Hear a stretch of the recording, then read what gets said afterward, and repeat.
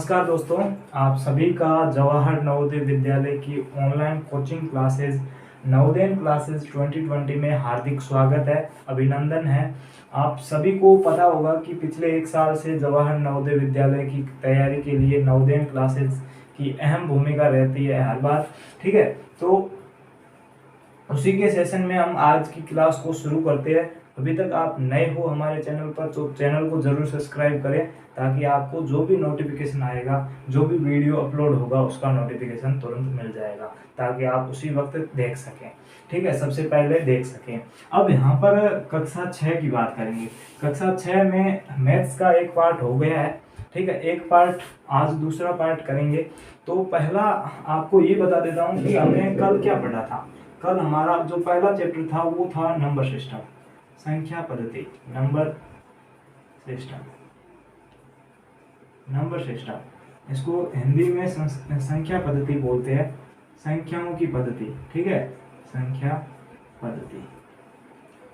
पद्धति में मैंने आपको कुछ टॉपिक बताए थे, जिसके जो संख्या पद्धति के अंतर्गत हम पढ़ेंगे। ठीक है, तो आपको मैंने कुछ टॉपिक कल करवा लिए और कुछ जो बचे हैं वो आज करवा लूंगा। ठीक है, और जो आपको बता है कि जो भी जैसे भी चैप्टर खत्म होगा उसके बाद आपको क्वेश्चन भी करवाऊंगा, ताकि आपको पूरी तरह से समझ में आ सके। ठीक है, अब यहाँ पर देखिएगा, नंबर सिस्टम में मैंने आपको कुछ टॉपिक बताए थे, जैसे संख्याएं क्या होती है, संख्याओं के प्रकार कौन कौन से होते हैं, भाज्यता के नियम क्या होते हैं, उसके बाद स्थानीय मान और जातीय मान। ठीक है, फिर अंकों से बनने वाली संख्या, सबसे बड़ी, छोटी। उसके बाद हमने जो रोमन पद्धति है उसको भी देखा था। ठीक है, तो उसमें से कुछ टॉपिक हमने कर लिए, जैसे संख्याएं क्या होती है, व्हाट इज नंबर। तो नंबर्स क्या होते हैं, दो या दो से अधिक अंकों से मिलकर बने होते हैं। ठीक है, अंक को डिजिट बोलते हैं, 2 and more डिजिट। ठीक है, उनसे बनने वाली संख्याएं कहलाती है, नंबर्स कहलाते हैं।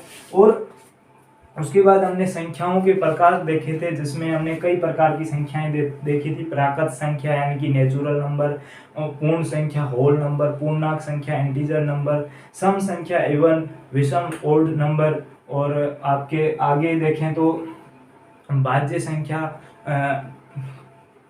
कॉम्पोजिट नंबर, और अभाज्य संख्या, प्राइम नंबर। ऐसे अपरिमेय, परिमेय यानी कि जो रेशनल नंबर, इरेशनल नंबर, ये सभी हमने जो आपके कल संख्याओं के प्रकार थे उसमें देख लिए थे।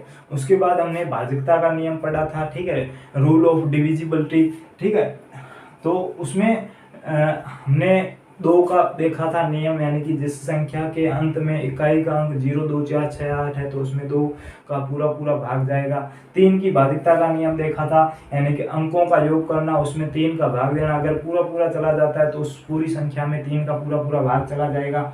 उसके बाद हमने 4 की भाज्यता का नियम देखा था। 4 की भाज्यता क्या कहती थी कि आप पीछे वाले 2 अंक इकाई और दहाई में 4 का भाग देखकर देखो, अगर भाग पूरा चला जाता है तो उस पूरी संख्या में 4 का भी भाग पूरा चला जाएगा। उसके बाद 5 की भाज्यता का नियम देखा था, जिसमें बताया गया था कि इकाई का अंक 0 या 5, सिर्फ 0 या 5 है तो उसमें 5 का पूरा भाग जाएगा।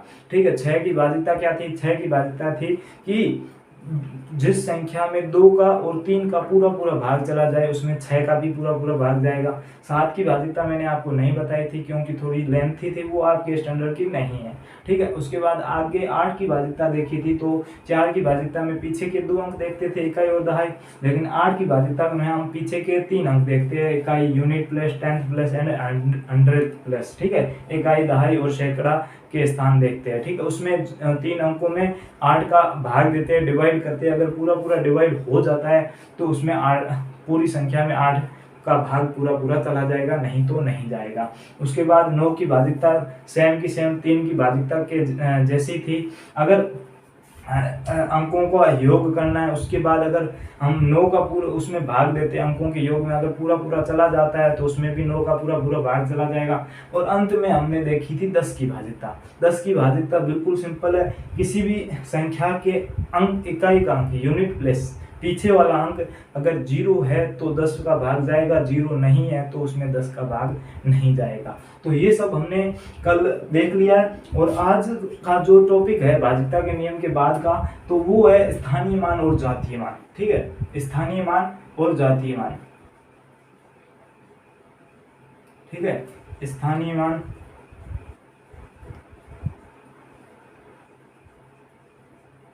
व जातीय मान। ठीक है, स्थानीय मान व जातीय मान। ठीक है, place value and face value, face value. ठीक है, इसको समझने से पहले एक आपको चीज बताता हूँ कि स्थानीय मान का मतलब क्या है। कोई भी संख्या होती है ना, उसमें किसी भी अंक का हमें स्थानीय मान पूछ लिया जाता है कि इस डिजिट का आपको स्थानीय मान निकालना है, इसकी इस डिजिट की आपको प्लेस वैल्यू निकालनी है, इस डिजिट की आपको फेस वैल्यू निकालनी है। तो उसको कैसे निकालेंगे, पहले एक सीखेंगे कि एक संख्या मैं आपको बताता हूँ। संख्या क्या है, 3 4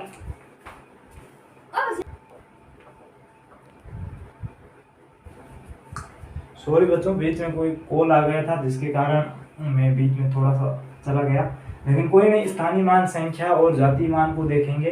ठीक है, स्थानीय मान और जातीय मान में हम एक कोई भी संख्या ले लेते हैं। ठीक है, यहाँ पर देख लो 2 3 4 5 6 7 8, कोई भी ये संख्या ले ले, कोई भी आप संख्या ले लेते हो। ठीक है, अब यहाँ पर आपको क्या करना है कि ये जो पीछे वाला अंक है इसको बोलते हैं इकाई का अंक, यूनिट प्लेस। ठीक है, इकाई, यूनिट प्लेस।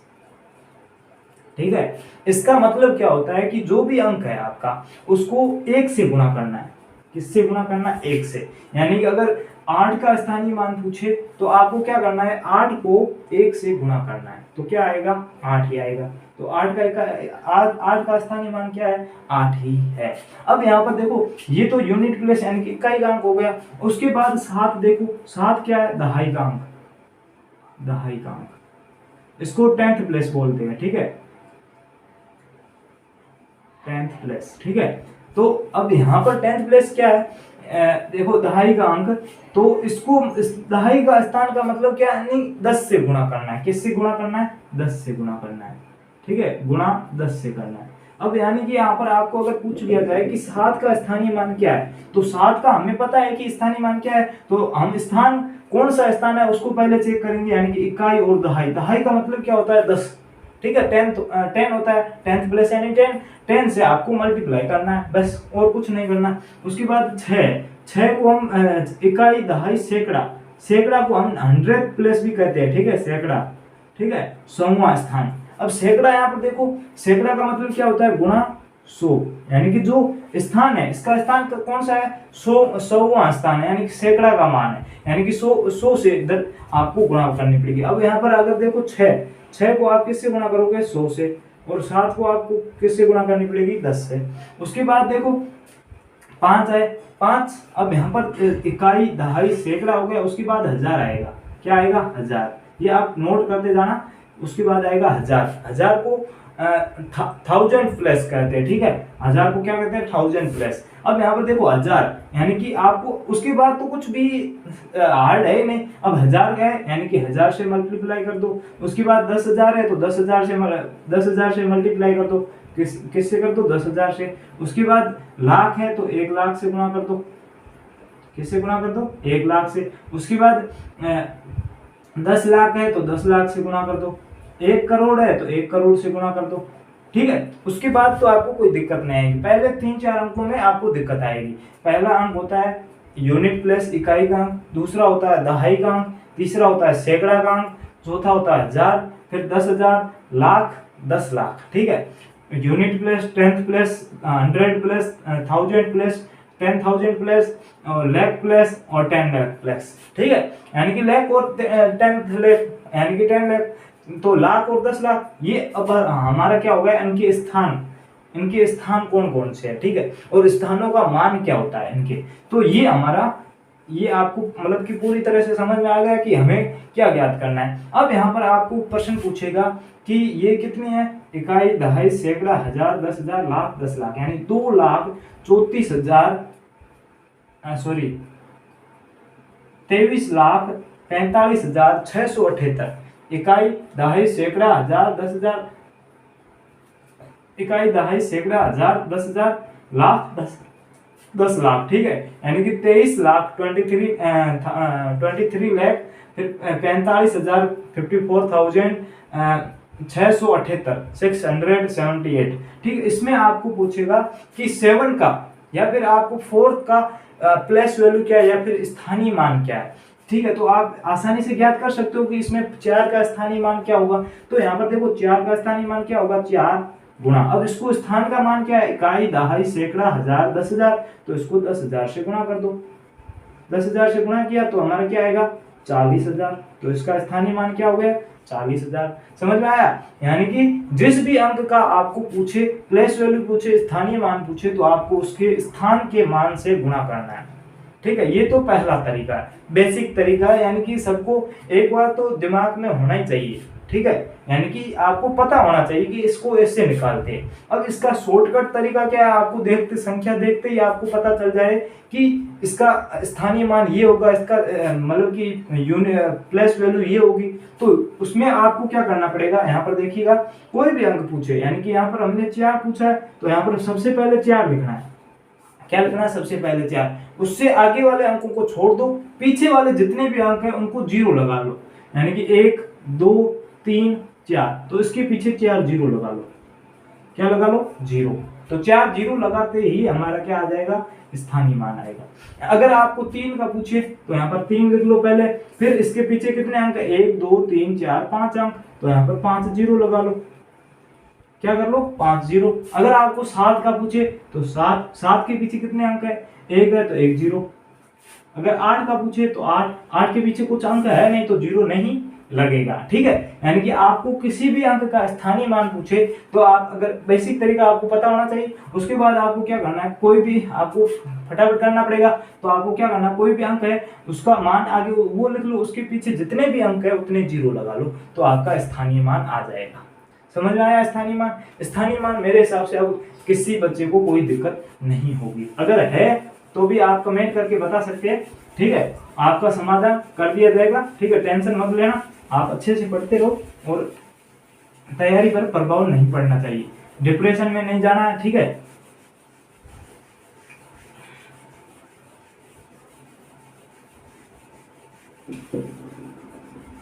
अब यहाँ पर देखिएगा, नेक्स्ट देखते हैं। ठीक है, तो नेक्स्ट क्या है, स्थानीय मान, फेस वैल्यू हमने देख ली, अब सॉरी प्लेस वैल्यू देख ली, अब फेस वैल्यू देखेंगे, जातीय मान।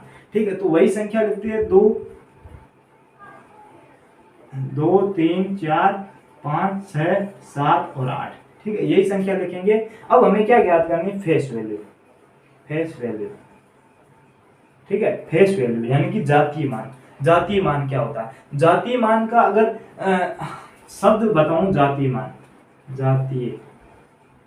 जातीय मान, जातीय मान यानी कि जाति क्या है, जाति। अब उस अंक की क्या जाति, अब आपको पता होगा कि 2 की क्या जाति है, 2 ही है, 3 की क्या जाति है, 3 ही है, 4 की क्या जाती है, 4 ही है, 5 की क्या जाती है, 5 ही है, 6 की क्या जाती है, 6 ही है, 7 की क्या जाती है, तो 7 की भी कौन सी जाती है, 7 ही होगी। 8 की क्या जाती है, तो 8 की भी कौन सी जाती होगी, 8। अब यानी कि स्थानीय मान में तो हमें स्थान का मान पता करना था, लेकिन जातीय मान यानी कि उसका खुद का कितना मान है। तो 2 का तो 2 ही होगा, 3 का 3 होगा, 4 का 4 होगा, 5 का 5 होगा, 6 का 6 होगा, 7 का 7 होगा, 8 का 8 होगा। इसीलिए जातीय मान बहुत ही सरल रहता है। क्या होता है, बहुत ही सरल रहता है। अब आपको कोई भी अंक पूछ ले कि इसमें 5 का जातीय मान क्या है, तो आपको पता होना चाहिए 5 का मान 5 ही होगा। यानी कि जिस अंक का जातीय मान पूछे वही जातीय मान होगा, उस अंक जो अंक है वही उसका जातीय मान होगा। 4 का पूछे जातीय मान, तो 4 का जातीय मान क्या होगा, 4 ही होगा। 7 का पूछे तो 7 का जातीय मान क्या होगा, 7 ही होगी, यानी फेस वैल्यू क्या होगी, 7 ही होगी। अगर 8 की फेस वैल्यू पूछे तो 8 की फेस वैल्यू क्या होगी, 8 ही होगी। ठीक है, समझ में आ रहा है। यानी कि जातीय या फेस वैल्यू यानी कि उस खुद का रियल मान क्या है। ठीक है, यानी कि 8 का रियल मान 8 ही है, 8 का 8 ही है, 7 का 7 है, 6 का 6 है। यानी कि जिस अंक, जिस डिजिट को आपका पूछ रहे हैं ना फेस वैल्यू, उस डिजिट का जो मान है वही उसका मान रहेगा। ठीक है, तो इसमें कोई दिक्कत नहीं होगी। अब मैं आपको इसमें जो जिस हिसाब से प्रश्न बनते हैं ना उसके बारे में बताऊंगा। ठीक है, तो जातीय मान और स्थानीय मान में आपको मेरे हिसाब से अब कोई दिक्कत नहीं होगी। स्थानीय मान में आपको क्या करना होगा कि जो स्थान का मान है, क्या है, जो स्थान का मान है वो आपको पता करना है। और जातीय मान में क्या होगा, जिस अंक का जो मान है, रियल वैल्यू है, वही उसका मान होगा। ठीक है, अब यहाँ पर देखिएगा इसमें प्रश्न किस हिसाब से प्रश्न पूछ सकते हैं। ठीक है, प्रश्न पहले इस हिसाब से पूछ सकता है कि 23,532 में 5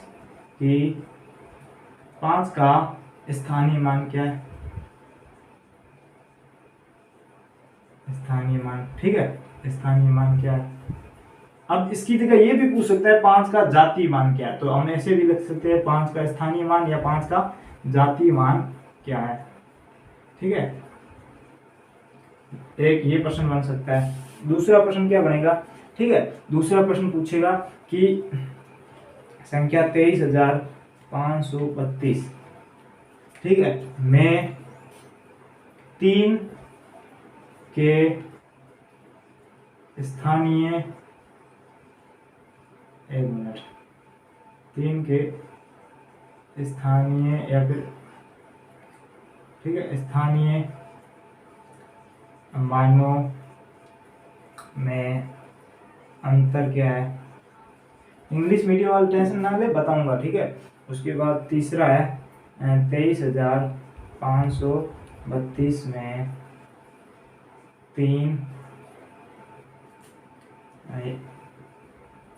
5 के स्थानीय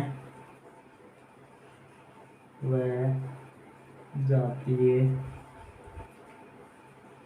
मान का अंतर। ठीक है, क्या है कि 5 का जो फेस वैल्यू है, ठीक है, difference between 5 face value and जो प्लेस वैल्यू है, 5 की जो स्थानीय मान है 5 का और जातीय मान है उसका अंतर क्या होगा। ठीक है, या फिर आप सबसे पहले ये पूछेगा 5 का स्थानीय मान क्या है या 5 का जातीय मान क्या है। तो ये तो क्वेश्चन बहुत ही आसान है, मतलब कि 5 की फेस वैल्यू पूछ ली या 5 की प्लेस वैल्यू पूछ ली तो आराम से आप ज्ञात कर सकते हो। देखो यहाँ पर 5 की फेस वैल्यू कैसे ज्ञात करेंगे, या पहले प्लेस वैल्यू पूछिए तो प्लेस वैल्यू कैसे ज्ञात करेंगे, तो पहले 5 का 5 लिख लो, उसके बाद 1 2 अंक है तो 2 जीरो लगा लो, ये 5 की प्लेस वैल्यू आ गई, स्थानीय मान आ गया इसका। ठीक है, प्लेस वैल्यू आ गई। अब हमें 5 का जातीय मान फेस वैल्यू पूछे तो उसको क्या करना, आपको मैंने अभी बताया कि 5 जिस अंक का हमें फेस वैल्यू पूछे, जातीय मान पूछे, उस अंक का मान ही होगा उसका फेस वैल्यू, उसका जातीय मान। तो 5 का पूछा है यानी कि आ जाएगा हमारा 5। ठीक है, अब यहाँ पर दूसरा प्रश्न इस हिसाब से पूछ सकता है कि जो 3 के स्थानीय मान है उनका अंतर क्या है। अब यहाँ पर देखो आप 3, एक ये रहा, एक ये रहा, 2 3 दिए हुए, इसलिए उनका अंतर पूछ रहा। अब हमें क्या पूछा है, उन दोनों का अंतर क्या होगा, यानी कि इसका पहले स्थानीय मान यानी कि प्लेस वैल्यू ज्ञात करनी पड़ेगी दोनों की, बाद में दोनों का डिफरेंस करना पड़ेगा। तो यानी कि इसकी प्लेस वैल्यू क्या होगी, स्थानीय मान क्या होगा, तो यहाँ पर देखो 3, पीछे अंक कितने 1 2 3 है, तो यानी कि 3 जीरो लगा लिए। ठीक है, उसके बाद इस 3 की जो इस 3 है इसका प्लेस वैल्यू क्या होगा, तो इसका होगा 3 और इसके पीछे 1 अंक है तो 1 जीरो। ठीक है, तो यहाँ पर इसमें दोनों को सब्सट्रैक्ट करना, घटाना, दोनों का डिफरेंस पूछा है, तो यानी कि इसमें से ये घटाएंगे तो क्या आएगा, तो यहाँ पर देख लो 7 0, उसके बाद यहाँ पर 29 आ जाएगा, यानी कि 2970 आ जाएगा हमारा, ये इस क्वेश्चन का आंसर हो जाएगा। ठीक है, आगे देखो तीसरा क्वेश्चन क्या है, 23,532 में 5 के स्थानीय मान व जातीय मान का अंतर। देखो पहले तो आपको सीधा पूछेगा कि स्थानीय मान क्या होगा या जातीय मान क्या होगा, ये तो पहला प्रकार है कि इस हिसाब से प्रश्न पूछ सकता है। दूसरा प्रकार क्या है कि आपको 1 2 अंक होंगे, किसी भी संख्या में 2 अंक होंगे, उसके स्थानीय मानों का अंतर पूछेगा, जातीय मानों का अंतर नहीं पूछेगा ज्यादातर, क्योंकि जातीय मान आपको पता है। अब इसमें 3 का जातीय मानों का अंतर पूछता तो 3 में से 3 को हटाएंगे तो 0 आएगा, इसलिए ज्यादातर नहीं पूछेगा। ज्यादातर ये पूछेगा कि एक संख्या में 2 अंक सेम होंगे, उन दोनों के स्थानीय मानों का अंतर क्या है, प्लेस वैल्यू का अंतर क्या है, डिफरेंस क्या है उन दोनों के बीच। तीसरा, आपको कोई भी संख्या है ना, उसमें किसी भी अंक का, डिजिट का आपको स्थानीय व जातीय दोनों का डिफरेंस पूछ सकता है। तो यानी कि यहाँ पर 5 का पूछा है, तो यानी कि 5 का स्थानीय प्लेस वैल्यू क्या होगी, 5 पीछे 2 जीरो है तो 2 जीरो लगा लो, फिर माइनस, अब अंतर पूछा है इसलिए माइनस। अब 5 के जातीय मान क्या है, तो 5 का जातीय मान क्या होता है, 5 ही होता है। जिस कोई भी संख्या उसका जातीय मान या फेस वैल्यू वही संख्या होती है, तो 500 में से 5 को घटाएंगे तो क्या आएगा 495। समझ में आया? ये 3 प्रकार के प्रश्न आपके स्थानीय मान और जातीय मान में बनते हैं। और मैंने पहले ही आपको बता दिया था कि जो नंबर सिस्टम है, संख्या पद्धति है, उसमें हमारे ये दोनों टॉपिक बहुत ही इम्पोर्टेंट है। 90% इन दोनों क्वेश्चनों के इस प्रकार एक स्थानीय मान और जातीय मान टॉपिक था, एक अंकों से बनने वाली संख्या जो कि नेक्स्ट टॉपिक है, उनमें से बनते हैं। ठीक है, तो ये आपको पूरा समझ में आ गया या नहीं आ गया? स्थानीय मान और जातीय मान में ये 3 प्रश्न बनते हैं। ठीक है, इसके अलावा प्रश्न नहीं बनेगा, वो भी मैंने आपको पूरा बता दिया। ठीक है, प्रैक्टिस करेंगे। जो भी ये आपका पता है, आपको वीकली टेस्ट होता है। ठीक है, वीकली टेस्ट में जितना हमें पढ़ा है, एक वीक में 7 दिनों में हमने जितना पढ़ा है उसके अकॉर्डिंग आपको क्वेश्चन मिलेंगे। ठीक है, वो क्वेश्चन आपको सोल्व करने हैं, सोल्व करके हमें वापस भेजने हैं। वो आपको किसमें मिलेंगे? Only for WhatsApp group. ठीक है, तो आप हमारे व्हाट्सएप ग्रुप से जुड़ जाएं ताकि आपको वहां पर पूरा का पूरा जो भी स्टडी मटेरियल है, जितना भी टेस्ट है, ये अगर आपको टेस्ट देते हो और उसमें अच्छे नंबर आते हैं या पूरे सही कर लेते हो, यानी कि उसमें ये आपका स्थानीय मान जातीय मान टॉपिक पूरी तरह से क्लियर हो जाएगा, कोई भी समस्या नहीं रहेगी। वो टेस्ट लेने के बाद में पता चलेगा। अभी तो आपको लग रहा होगा कि मेरा ये क्लियर हो गया। अब क्वेश्चन में दूंगा, उसमें अगर आप क्वेश्चन सारे सही करते हो तो मुझे भी लगेगा हाँ इन बच्चों ने सही किया, यानी कि इनके सारे के सारे कि पूरा का पूरा टॉपिक क्लियर हो गया। अब अगर आपके कुछ गलत हो जाते तो मैं ये पता कर सकता हूँ कि हाँ किस बच्चे की कौन से टॉपिक में कौन सी मिस्टेक की है। ठीक है, कौन से टॉपिक में इसको दिक्कत है, ताकि मैं उसको पर्सनली भी उसको बता सकूँ। ठीक है, तो मेरे हिसाब से अब स्थानीय मान और जातीय मान, इसमें कोई भी दिक्कत नहीं होगी। ठीक है, अगर कोई भी है तो आप, मैंने पहले बता दिया, कमेंट कर सकते हैं। डिस्क्रिप्शन में आपको जो व्हाट्सएप ग्रुप है या फिर टेलीग्राम ग्रुप है उसका लिंक मिल जाएगा, वहां से जाकर आप वहां से भी हमें संपर्क कर सकते हैं। ठीक है, हमसे बात कर सकते हैं। ठीक है, तो अब नेक्स्ट टॉपिक की ओर बढ़ते हैं। ठीक है, नेक्स्ट टॉपिक हमारा कौन सा है? नेक्स्ट टॉपिक है जो अंकों से बनने वाली संख्या। तो इसमें बहुत ही कि अच्छा टॉपिक है। ठीक है, तो ये कि बच्चों एक बार बता दूं कि फेस वैल्यू और प्लेस वैल्यू आपको समझ में आ गई, स्थानीय मान और जातीय मान। ठीक है, कोशिश कर रहा हूँ कि इंग्लिश मीडियम वाले बच्चों को भी कोई दिक्कत ना आए। ठीक है, शायद उनके लिए मैं प्रॉपरली तरीके से लिख नहीं पाता हूँ। उसके पीछे रीज़न ये है कि अगर उन दोनों मीडियम को एक साथ में पूरा लिखूंगा तो कि एक वीडियो में जितना अभी पढ़ा पाता हूँ उतना नहीं पढ़ा पाऊंगा। ठीक है, उससे काफ़ी गुना कम पढ़ा पाऊंगा। ठीक है, तो मैं सोच रहा हूँ कि आपका एक बार कोर्स पूरा हो जाए ना, तो उसके बाद आपको कोई दिक्कत नहीं होगी। ठीक है, अब नंबर सिस्टम में जो नेक्स्ट टॉपिक है वो हमारा है, नेक्स्ट टॉपिक कौन सा है? अंकों से बनने वाली संख्या। ठीक है, नंबर्स कैसे बनते हैं? डिजिट से, अंकों से बनने वाली संख्या। अब इसमें आपको देखो ये टॉपिक है। ठीक है, इसमें किस हिसाब से प्रश्न होंगे और इसमें कितने प्रकार से प्रश्न बन सकते हैं वो इम्पोर्टेंट है। ठीक है, टॉपिक आपने क्लियर कर लिया, कोई दिक्कत नहीं। प्रश्न किस हिसाब से बन रहे हैं वो आपको ध्यान पता करना है। तो इसमें 2 प्रकार से होते हैं, एक होती है सबसे छोटी संख्या,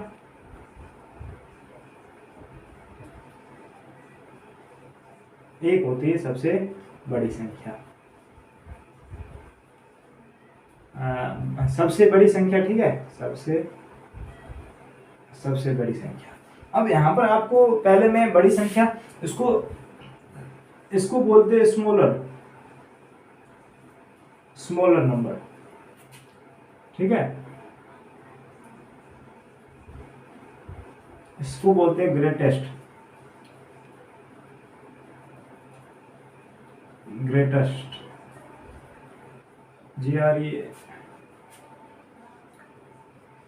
ग्रेटेस्ट नंबर। ठीक है, तो ये कि आपके जो भी कि इंग्लिश और हिंदी मीडियम, यानी कि सबसे छोटी संख्या कौन सी है, सबसे बड़ी संख्या कौन सी है, कि कौन सा सबसे स्मॉलर नंबर है, कौन सा सबसे ग्रेटेस्ट नंबर है, ये आपको पता करना है। यानी कि आपको क्या होगा कि आपको एक क्वेश्चन होगा, उसमें आपको 4 ऑप्शन होंगे। 4 ऑप्शन में आपको क्या पूछेगा, इनमें से सबसे छोटी संख्या क्या है, या आपको ये पूछेगा इनमें से सबसे बड़ी संख्या क्या है। तो हम सबसे पहले पढ़ेंगे किसको, मतलब कि सबसे बड़ी संख्या और सबसे छोटी संख्या, इनको दोनों को पढ़ेंगे। लेकिन उससे पहले मैं आपको एक बात बता दूं कि छोटी और बड़ी हमें ज्ञात करना पता मतलब आसानी से कैसे पता चले, तो उसके 2 तरीके हैं। कौन से 2 तरीके हैं? 2 तरीके हैं। पहला तरीका है कि उसमें टोटल अंक कितने हैं, टोटल डिजिट कितने हैं, टोटल डिजिट यानी कि टोटल अंक कितने हैं, ठीक है। उसके बाद अगर टोटल दोनों में सेम अंक है, समान अंक है, तो उसके बाद उसको कैसे करेंगे, ठीक है। तो यहाँ पर मैं आपको एक ऑप्शन देता हूँ 34, 5, 6, 7 और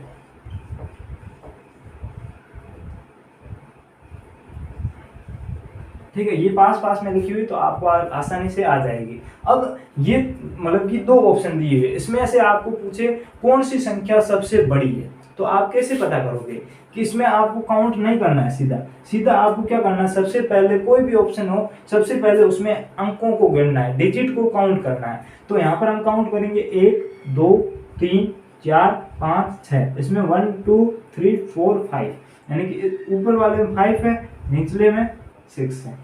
तो यानी कि सबसे ज्यादा डिजिट किसमें है, नीचे वाले में, तो ये संख्या सबसे बड़ी हो जाएगी और ये सबसे छोटी हो जाएगी, ठीक है। ये सबसे बड़ी हो जाएगी लेकिन ये सबसे बड़ी नहीं होगी, तो ये छोटी संख्या हो जाएगी।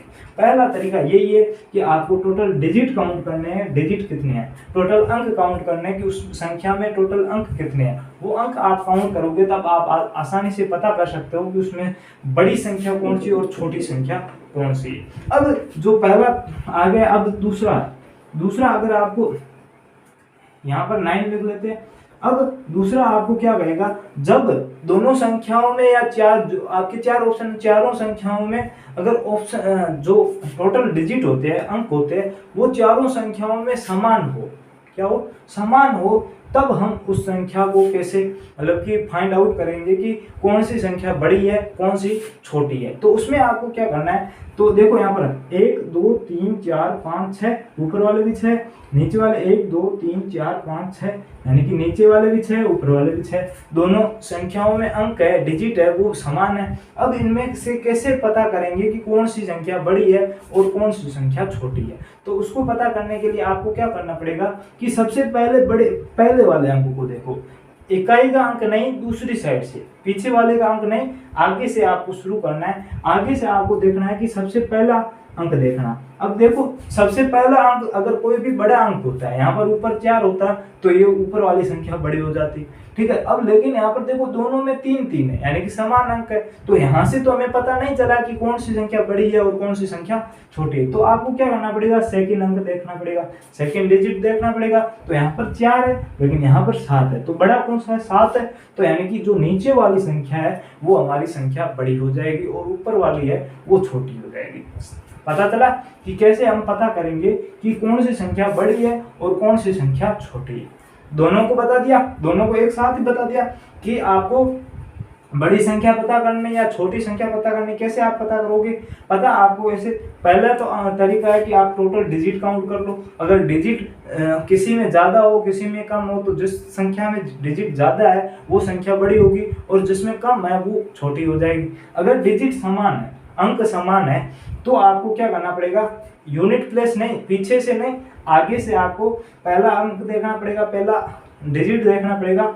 जो डिजिट बड़ा है वो संख्या आपकी बड़ी हो जाएगी। लेकिन अगर पहला डिजिट बड़ा नहीं है, दोनों समान है, तो सेकंड डिजिट देखो, सेकंड में बड़ा नहीं है, यहाँ पर बड़ा है, तो ये छोटी वाली नीचे वाली संख्या बड़ी हो गई, ऊपर वाली छोटी हो गई। अगर ये दोनों भी 4 होते, फिर तीसरा देखते तो ये दोनों भी 5 होते, फिर यहाँ पर देखते तो यहाँ पर भी दोनों 6 होते, यानी कि यहाँ तक भी हमें पता नहीं चला कि कौन सी बड़ी है कौन सी छोटी। यहाँ पर देखते यहाँ पर भी दोनों अंक बराबर है। अब लास्ट वाला देखते तो लास्ट वाला यहाँ पर 9 है, यहाँ पर 8 है, तो यहाँ पर 9 बड़ा होता है, यानी कि तब वहां पर क्या हो जाती, बड़ी वाली जो संख्या कौन सी होती है, जो आपकी ऊपर वाली संख्या वो बड़ी हो जाती है। लेकिन यहाँ पर 4 है वो छोटा है, 7 है वो बड़ा है, इसीलिए हमें पीछे जाने की जरूरत ही नहीं पड़ी। दूसरे अंक पर ही हमें पता चल गया कि कौन सी संख्या बड़ी है और कौन सी संख्या छोटी है। तो समझ में आ गया, अंकों से बनने वाली संख्या समझ में आया या नहीं आया, ठीक है। चलो आगे बढ़ते हैं।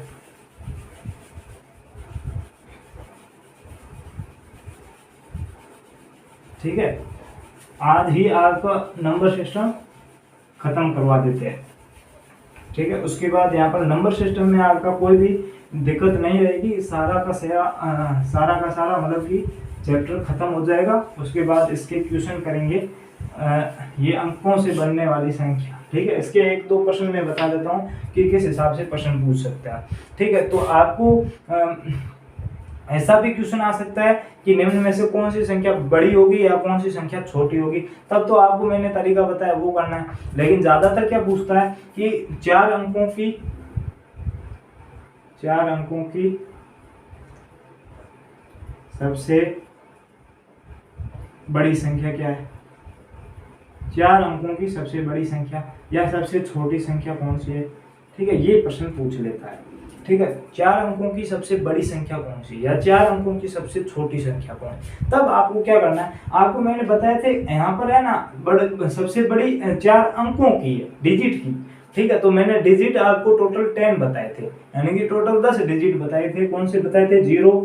ठीक है, यहाँ पर देखो 0 1, ठीक है 2, शायद सही खत्म हो गई, 2 3 4 5 6 7 8 9, ये मैंने टोटल आपको 10 डिजिट बताए थे। अब इसमें से सबसे बड़ा डिजिट कौन सा है, 9 है, और सबसे छोटा कौन सा है, 1 0 है।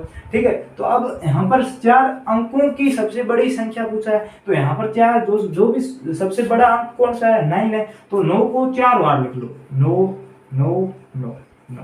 अब 4 अंकों की बन गई, तो 1 2 3 4 डिजिट हो गए। और सबसे बड़ी पूछी है तो सबसे बड़ा अंक कौन सा है, तो ये लिखना है। तो ये आपका हो जाएगा 4 अंकों की सबसे बड़ी संख्या। अब आप यही गलती छोटे में मत करना, यही गलती छोटी में मत करना। अब आप सोचोगे कि छोटी 4 अंकों की सबसे छोटी से छोटी संख्या कौन सी है, तो आप छोटा अंक पता करोगे, छोटा अंक कौन सा है, तो छोटा अंक आपको लगेगा 0 है, तो यहाँ पर आप 4 0 लिख लेंगे, 4 0 लिख लोगे, क्योंकि जो मैंने ऊपर जो तरीका बताया वही तरीका आप नीचे में भी फॉलो करोगे। तो यहाँ पर क्या होगा, 4 0 लिख लोगे। 4 0 या 5 0 या फिर 1000 0 या फिर 1 0, उसका मान मतलब हमेशा 0 ही होता है। तो ये इसका मान क्या होगा, 0 हो गया, तो इसका मान 0 हो गया, तो ये 4 अंकों की बनी नहीं, ये तो 1 अंक की ही बनी है। अब इस समस्या से दूर करने के लिए हमें क्या करना पड़ेगा, आप सोचोगे कि हम पीछे एक लगा लेते हैं। ठीक है, पीछे 1 लगा लेते हैं, जिससे ये समस्या का समाधान हो सकता है। लेकिन आपको मैं एक बात बताता हूँ, कोई भी संख्या के आगे हम नंबर होते हैं ना, तो इस पूरी संख्या का मतलब क्या है, पूरी संख्या का मतलब 1 ही है। टोटल कितना है, 1 है। ठीक है, कितना है, 1 है, तो ये 1 है, ये भी 1 अंक की संख्या बन गई, 4 अंकों की तो नहीं बनी। तो आपको क्या करना है, पीछे 1 नहीं लगाना है, आगे 1 लगाना है। ठीक है, सबसे पहले छोटी संख्या पूछे, 4 अंकों की पूछे या 5 अंकों की पूछे, तो सबसे पहले 1 आपको लिखना है। उसके बाद जितने भी अंक बच गए, 3 अंक बच गए, तो 3 0 लगा लो। ये 4 अंकों की सबसे छोटी से छोटी संख्या बन गई। 2 अंकों की सबसे छोटी से छोटी संख्या, तो पहले 1 लगा लो, छोटी में सबसे पहले 1 लगाना। ठीक है, क्या करना है, 1 लगाना। अब 2 अंकों की पूछी है, तो 1 अंक पीछे बच गया, तो 1 0 लगा लो। अगर 5 अंकों की पूछता, तो यहाँ पर 1 सबसे पहले और पीछे 4 अंक बच गए, तो 4 0। ये सबसे 5 अंकों की सबसे छोटी से छोटी बनाने में दिक्कत आएगी, लेकिन बड़ी से बड़ी में कोई दिक्कत नहीं होगी। जो बड़ा अंक है 9 है, तो 9 को 4 बार लिख लो, 5 बार लिख लो। जितने अंकों 6 अंकों की पूछी है, तो 9 को 6 बार लिख लो, 6 बार रिपीट कर दो, तो वो सबसे ग्रेटेस्ट नंबर आपका हो जाएगा। स्मॉलर नंबर में आपको दिक्कत आएगी, ठीक है, प्रॉब्लम होगी आपको। तो अब आपको कोई भी समस्या हो तो आप कमेंट कर सकते हो इसमें, ठीक है। छोटी और बड़ी में 4 अंकों की या फिर 5 अंकों की बढ़ाने में कोई दिक्कत नहीं है, ठीक है। अब आगे बढ़ते हैं।